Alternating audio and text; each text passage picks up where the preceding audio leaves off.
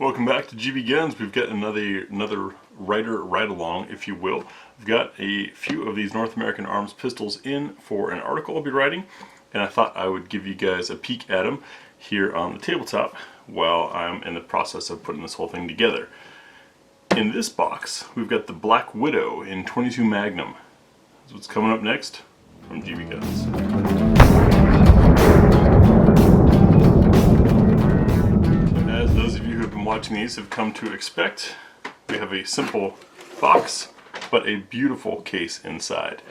Really impressive that North American Arms has this as your gun case. I mean, I don't know of anyone else who does anything close to that. It's an actual lockable hard case that has the holes in it in case you want to run a cable. You could use this as a mini safe somewhere. Really cool of them to do that. Open up inside, we have a note to check underneath the foam for the instruction manual, registration, and product performance advisory, etc. See, we've got foam top inside this thing. Pull out our foam bottom, and that's where you get the keys. We have a small Allen wrench, and here is our paperwork. The manual is rather simple, and just like all of the other North American Arms manuals, we also have a list of holsters that are available. This thing is pretty cool. And your standard paperwork pile. I'm going to get all this out of the way, and let's take a look at the Black Widow. So here it is, a rather handsome little gun. This one has me excited for a number of reasons. One of which is, look, real sights. Actual sights that are on there, and then this beefy rubberized grip here is pretty darn comfortable. Of course, we'll show clear first. See in the cylinder, which turns nicely. These things, we'll zoom in here a bit so you can see the details a little better. Beautiful machining. I love the way they do these. So this one's 22 Magnum, and it loads a little bit differently than the other ones we've shown. They're single action only, so you don't have to worry about that exposed trigger because the hammer has to be back before it's fireable. Also, you'll notice, see the little slot there on the cylinder? That doubles as a safety. You could rest the hammer in that slot so that the hammer is not resting on a live round. That way if it's ever dropped and the hammer impacted, it's not going to fire. Pretty safe setup.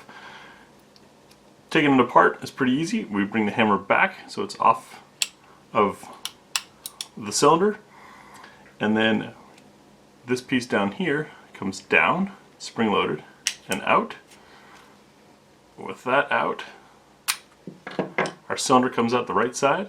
It can come out the left, but it's not recommended to do it because you've got that little pawl there. That's part of what kicks the cylinder, and you don't want to damage that. So with that out, that's how you do your loading and your unloading. The same pin that held it in place can be used to knock out any potentially stuck cartridges. Pretty cool. Interesting little setup. Now this one is a little bit larger than the other guys, but that also means it's probably going to be a little more pleasant to shoot.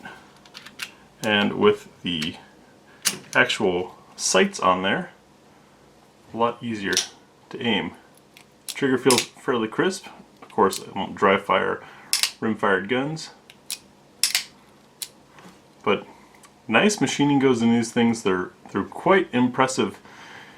You look at them, it's easy to dismiss them as a novelty, and they certainly do have novelty to them as far as actual practical use and what kind of energy you can get out of 22 mag out of a barrel this length. Well, we'll be looking into that for the article. We might bring you guys along for the range session, or you might just have to wait for the article to come out. But this is the North American Arms Black Widow. A little bit different than the other ones you saw, but fits well in the hand and has a really sharp look to it. It's kind of cool, pseudo-modern, pseudo-old west kind of thing. I think it's going to be a fun one. Looking forward to getting to this at the range. Thanks for watching.